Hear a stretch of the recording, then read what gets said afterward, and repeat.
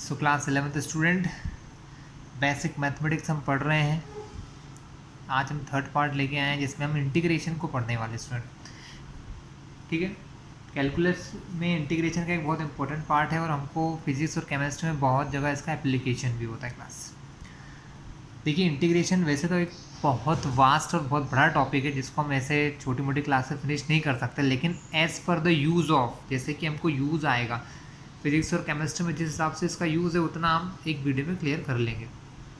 चलिए, क्योंकि class 12th में जो स्टूडेंट मैथ्स लेते हैं तो वो तो इसे बहुत डीपली पढ़ते हैं, तो उतना डीप हम पढ़ नहीं सकते, ज़रूरत भी नहीं होती। फिजिक्स केमिस्ट्री के अकॉर्डिंग जितनी ज़रूरत है उतना मैं आपको यहाँ समझा दूँगा। तो बेसिकली क्लास इंटीग्रेशन का यूज़ होता है सम के लिए। सम मतलब छोटी छोटी चीज़ें, जैसे क्या होता है ना, ये एक बहुत पुरानी टर्म है।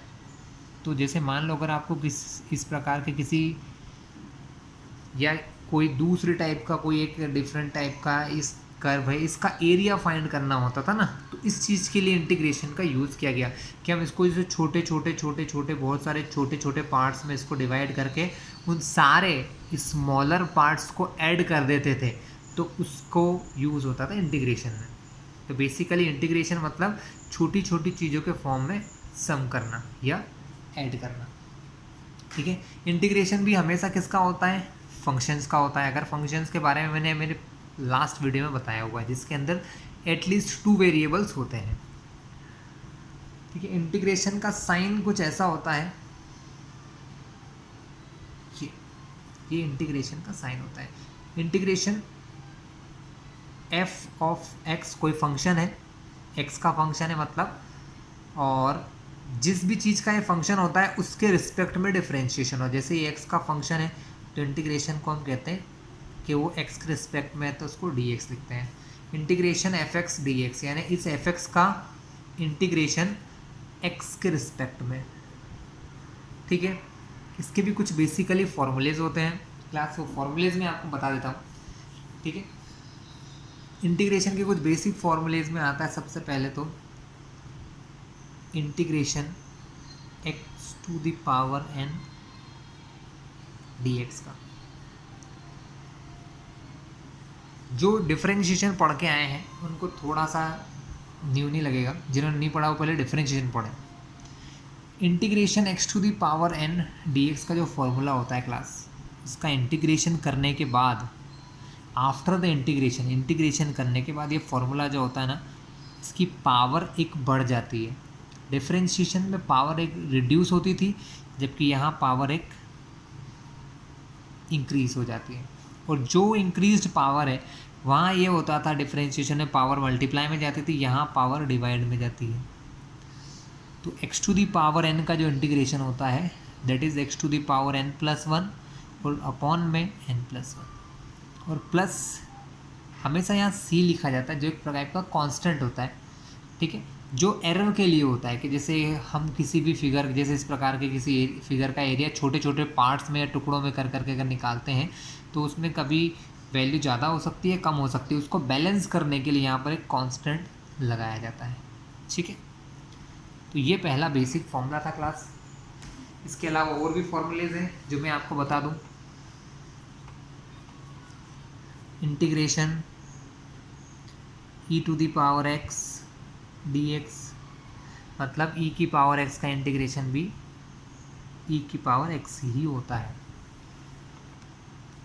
इंटीग्रेशन स्टूडेंट पहली और आखिरी चीज़ समझ लीजिए, इंटीग्रेशन उसी चीज़ का होगा, उसी फंक्शन का होगा जिसका डिफरेंशिएशन होता है, या जो डिफरेंशिएशन करने पर जो आंसर आता है उसी से वो इंटीग्रेशन बन जाता है। एक्चुअल में इंटीग्रेशन डेरिवेशन का, या सॉरी डिफरेंशिएशन का अपोजिट वर्क है, बिल्कुल अपोजिट है।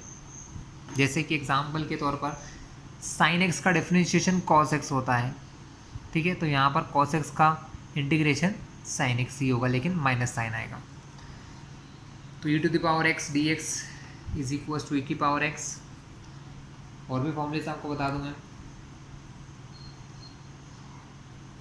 इंटीग्रेशन 1 डी एक्स, मतलब जब किसी कोई वैल्यू नहीं है इंटीग्रेशन करने के लिए, हम 1 एज्यूम करते हैं, तो 1 का इंटीग्रेशन जो होता है वो होता है x। डिफरेंशिएशन इसका अपोजिट था कि x का डिफरेंशिएशन 1 होता था तो यहाँ 1 का इंटीग्रेशन x होता है। तो ये हर रिस्पेक्ट में डिफरेंशिएशन से अपोजिट होता है।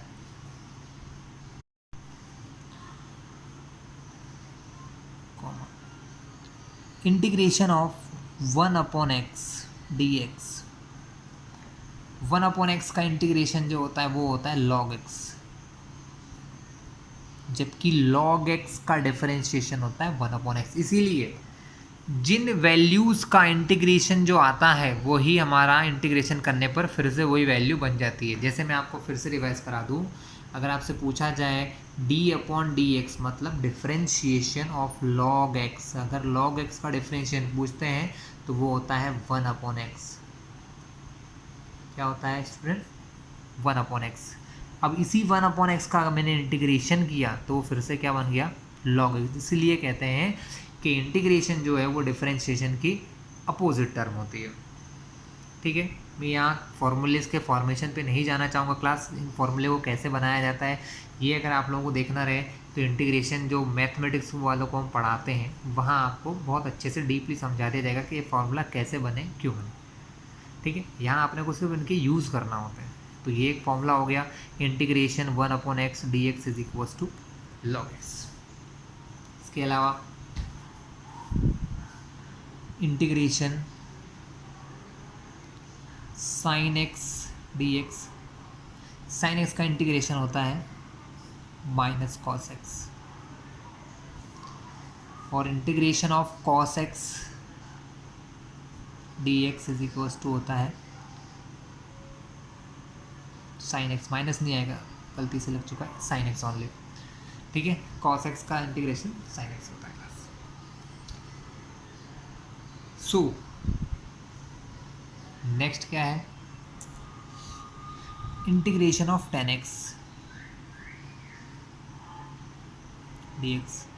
क्लास नॉर्मली इसका डिफरेंशिएशन करना ही पॉसिबल नहीं होता है, क्योंकि हमने अभी तक ये देख रखा है कि इंटीग्रेशन उसी चीज़ का होगा, उसी टर्म का होगा जिसका डिफरेंशिएशन करने पर कोई आंसर आए। हम किसी भी टर्म का डिफरेंशिएशन करते हैं तो tan x आंसर नहीं आता, यानी डायरेक्ट कोई भी मेथड नहीं है tan x का आंसर निकालने के। tan x का इंटीग्रेशन होता है लेकिन लॉन्ग प्रोसेस है, लॉग के फॉर्म में इसका आंसर आता है। हम इसको चेंज करते हैं, कुछ ना कुछ एज्यूम करते हैं, वहाँ पर इसका आंसर आता है क्लास। ठीक है, तो इसका डायरेक्ट इंटीग्रेशन नहीं होता है, फिर भी मैं आपको इनका इंटीग्रेशन बता देता हूँ। तो क्लास इसका इंटीग्रेशन होता है log cos x। एक्चुअल में एक सब्स्टिट्यूशन मेथड होती है ना, जिससे फॉर्मूलेज बनाए जाते हैं, उसका हमको कोई डिस्कशन यहाँ पर नहीं है। तो क्लास ये कुछ बेसिक फॉर्मूले थे, मैं एक बार फिर से आपको थोड़ा सा एक्सप्लेन कर दूँ। x⁴n dx, देखो इंटीग्रेशन के लिए हमेशा इस प्रकार का साइन आता है। ठीक है, x⁴n dx जिसके रिस्पेक्ट में करते हैं वहाँ पर dx यहाँ न्यूमरेटर में होता है, जैसे डिफरेंशिएशन में d/dx होता था, यहाँ पर dx यहाँ आता है।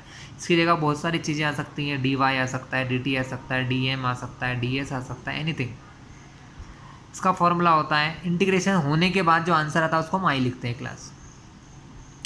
x⁴n का जो इंटीग्रेशन होता है वो होता है x⁴n+1, यानी पावर को एक बढ़ा देते हैं +1, तो x⁴n+1, और जो n+1 होता है ये कहाँ जाता है? डिवाइड में, और +c, ये एक प्रकार का कांस्टेंट होता है। c क्या होता है? एक प्रकार का कांस्टेंट होता है क्लास।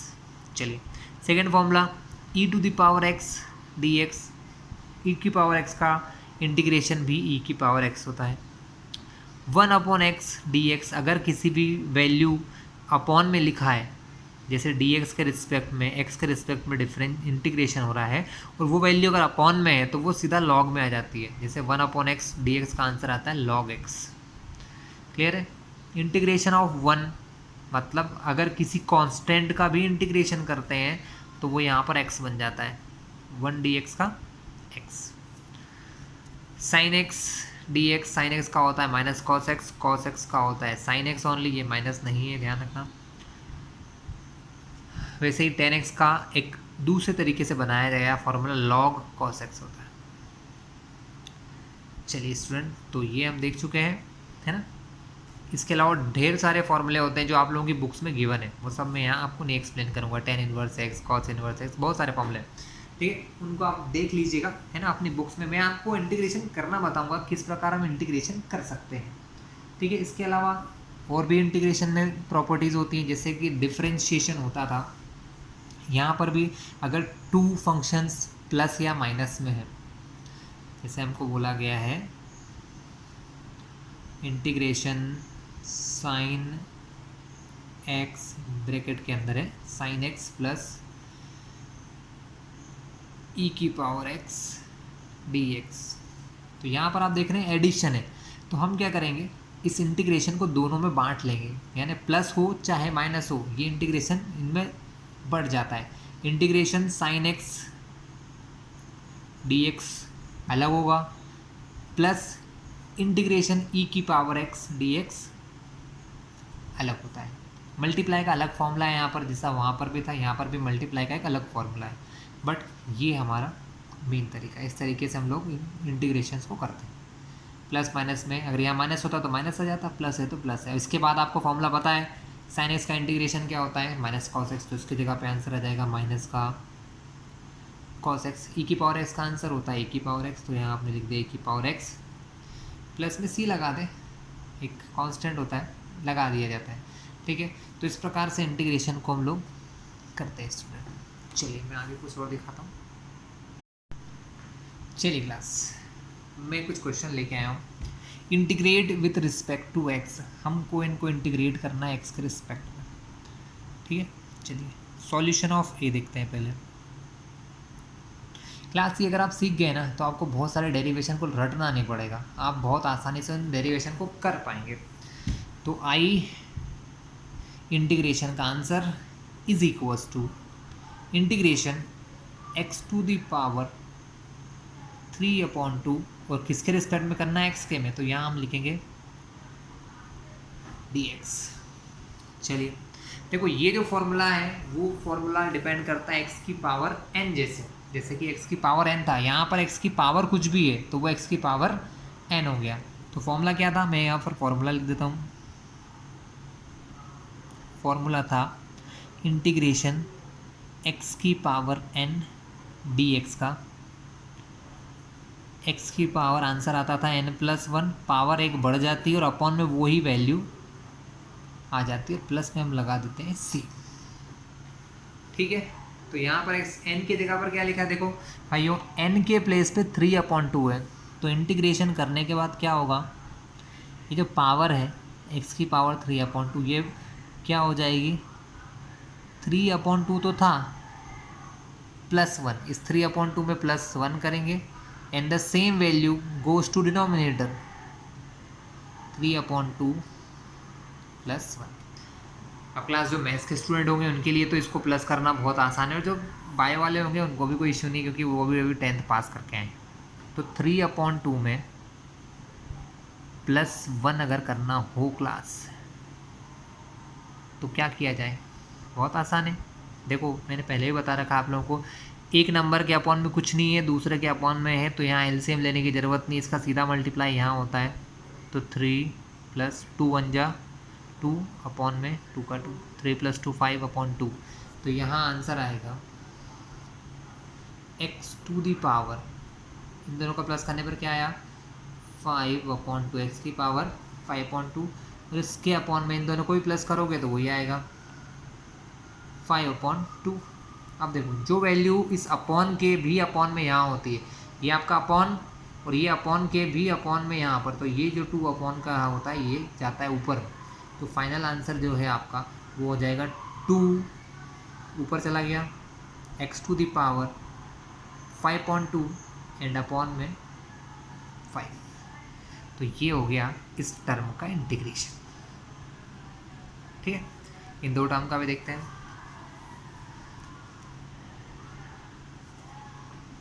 1/√x का ये क्वेश्चन बहुत सेम बिल्कुल इसके जैसा है, बस एक छोटा सा डिफरेंस है। क्वेश्चन बी हमको करना है integration 1/√x with respect to x बोला है, तो यहाँ पर लिख देंगे dx। चलिए आगे चले। देखिए आप सभी को पता होगा ये अंडर रूट का मतलब होता है पावर 1/2। क्या होता है? पावर 1/2। और एक रूल मैंने आपको फिजिक्स के फर्स्ट वीडियो में बताया था कि अगर जैसे ये x की पावर 1/2 यहाँ लिख रहा हूँ मैं आपको, तो ये इस प्रकार होगा x की पावर 1/2 क्योंकि ये अपॉन में है।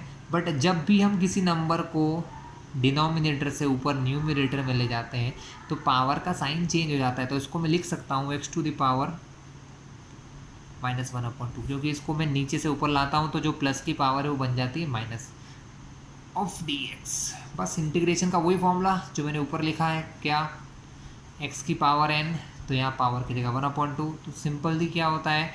पावर में एक प्लस, तो यहाँ पर फिर से वही होगा x की पावर -1/2 में करेंगे +1 और same value goes to denominator -1/2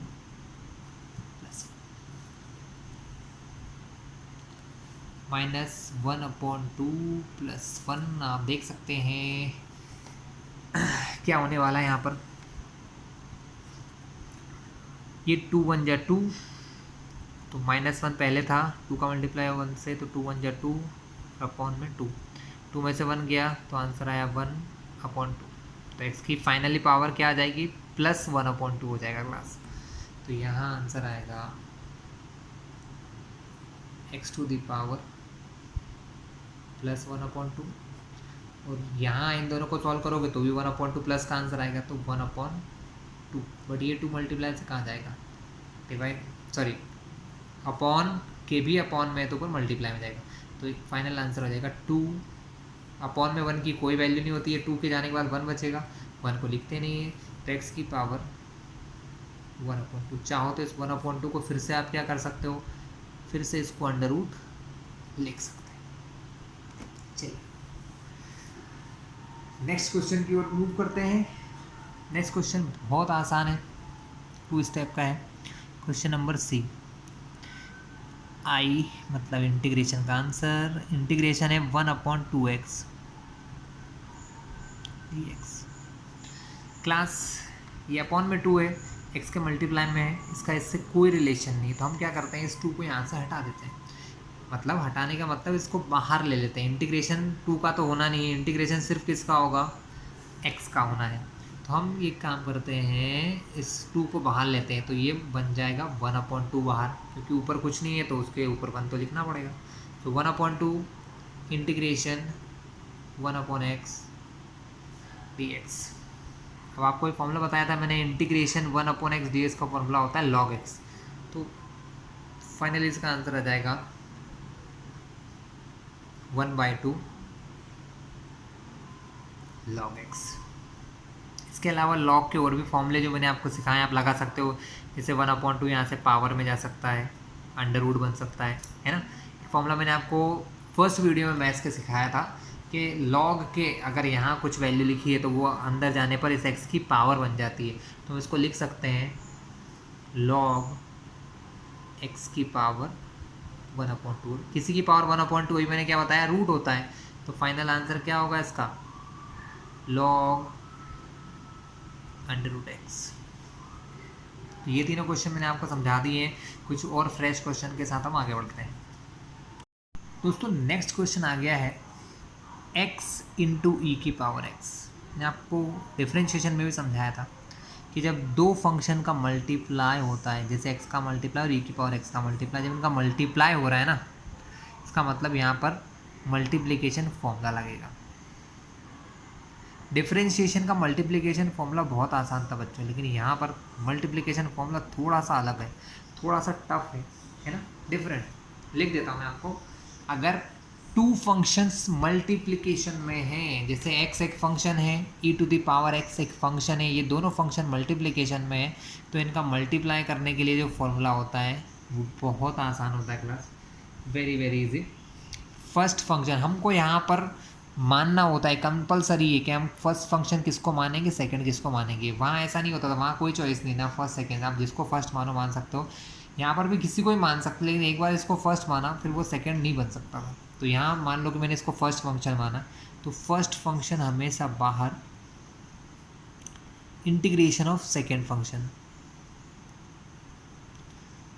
minus, ये फॉर्मूला बता रहा हूँ अभी, इंटीग्रेशन और ब्रैकेट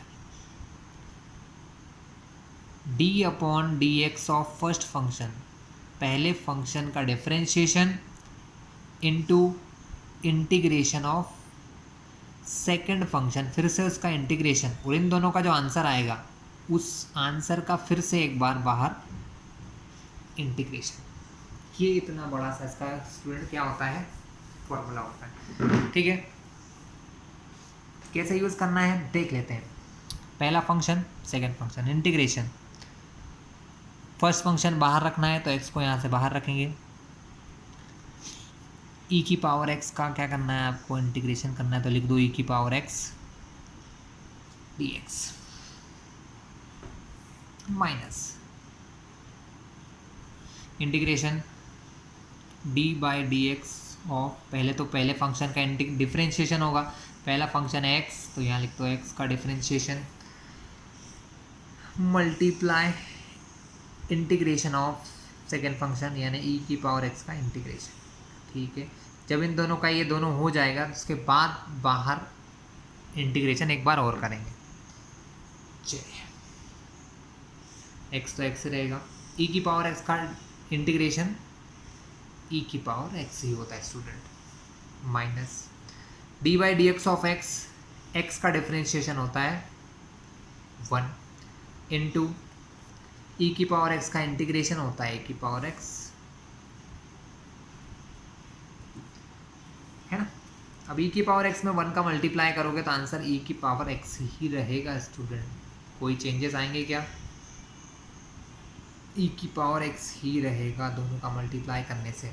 फिर से बन गया e की पावर x का डिफरेंस इंटीग्रेशन, एक बार और करोगे तो e की पावर x का इंटीग्रेशन सेम रहेगा e की पावर x ही, तो ये फिर से e की पावर x, चाहो तो यहाँ से c लिख सकते हो। तो ये इस टाइप से हम इंटीग्रेशन करते हैं मल्टीप्लाई के फॉर्मूले का। Clear class. चलिए अब एक मोस्ट इम्पोर्टेंट, यहाँ पर इंटीग्रेशन हमेशा क्या होता है क्लास, इंटीग्रेशन में लिमिट रखी जाती है। ये जो इंटीग्रेशन का साइन है ना, ये कुछ ऐसे ही नहीं रखा गया है, ये जो इंटीग्रेशन का साइन होता है ना, यहाँ पर हम लिमिट रखते हैं कि कोई वैल्यू कहाँ से कहाँ पर फिनिश होती है। ठीक है, जो नीचे यहाँ पर वैल्यू लिखी जाती है वो होती है लोअर लिमिट, और यहाँ पर जो वैल्यू लिखी जाती है वो होती है अपर लिमिट। ठीक है, एक क्वेश्चन के थ्रू मैं आपको एक्सप्लेन करता हूँ। क्वेश्चन लेते हैं, इंटीग्रेशन 0 to 1, 0 से लेके 1 के बीच में आपको इंटीग्रेशन करना है। ये 0 1 किसकी वैल्यू होती है, जिसके रिस्पेक्ट में आप डिफरेंस इंटीग्रेशन कर रहे हो, x to the power 3 dx, है ना। ये कैसे यूज़ करते हैं, ये यूज़ करते हैं सबसे लास्ट में जब इंटीग्रेशन पूरा हो जाता है। चलिए, हमने फॉर्मूला लगाया इंटीग्रेशन का। इंटीग्रेशन का फॉर्मूला क्या बोलता है कि जो भी पावर होती है उसमें एक प्लस कर देते हैं, तो पावर में 3 था, पावर को एक और प्लस किया तो पावर हो गई 4 अपॉन में 4। बस इसके बाद हम इन लिमिट्स को ऐसे स्क्वायर ब्रैकेट के साथ यूँ रख देते हैं, अपर लिमिट ऊपर, लोअर लिमिट नीचे। अब हमको यहाँ लिमिट रखना होती है, यही इसकी सबसे अच्छी बात होती है, ये चीज़ आपको आना चाहिए, लिमिट रखना। तो लिमिट रखने का मतलब है कि जहाँ x है उसकी जगह 1 आ जाएगा और 0 आ जाएंगे। पहले अपर लिमिट रखते हैं तो x की जगह 1 रखेंगे तो क्या होगा, हमारा इंटीग्रेशन हो जाएगा 1 की पावर 4 अपॉन में 4। पहले रखा अपर लिमिट, जब आपने x की जगह 1 रख दिया ये हो गया पूरा, फिर फॉर्मूले का माइनस 0 की पावर 4 अपॉन 4। मतलब ये होता है कि पहले अपर लिमिट रखते हैं माइनस फिर लोअर लिमिट रखते हैं, माइनस फॉर्मूले में होता है। ठीक है, इस प्रकार से लिमिट का यूज़ किया जाता है इंटीग्रेशन में। सो यहाँ से 1 की पावर 4 1 ही रहती है, 1 अपॉन 4, और 0 की पावर 0, 0 के अपॉन में भी कुछ रखो 0, यानी फाइनली यहाँ माइनस 0 आएगा, और 1 अपॉन 4 में से कुछ माइनस भी करोगे 0 तो आंसर 1 अपॉन 4 ही होगा। यानी फाइनली लिमिट रखने के बाद इसका आंसर क्या आ गया, 1/4। तो इस टाइप से लिमिट्स का स्टूडेंट यूज़ किया जाता है। मैं आपको एक क्वेश्चन लेता हूँ साइन और कॉस के फॉर्म में है, तो और अच्छे से आपको समझ में आ जाएगा। क्वेश्चन है integration sine x plus sec square x d x. Integration हो रहा है 0 से π/4 में। π/4 का मतलब होता है 45 डिग्री एंगल। स्टूडेंट क्या होता है 45 डिग्री एंगल, ठीक है। चलिए हमने क्या देखा था कि जब प्लस और ये लगे हों तो इंटीग्रेशन बढ़ जाता है, अलग अलग हो जाता है। तो यहाँ हम लिख सकते हैं इंटीग्रेशन 0 से π/4 sine x d x plus integration sec square x d x 0 से π/4। कोई दिक्कत है अपने को? बिल्कुल नहीं।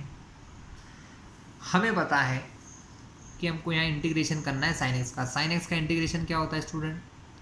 साइन एक्स का इंटीग्रेशन होता है माइनस कॉस एक्स। और अब हमें लिमिट रखना है 0 से π/4। π/4 का मतलब होता है 45 degree plus sec square x का इंटीग्रेशन होता है tan x। देख लेना आप लोग अपनी बुक्स में tan x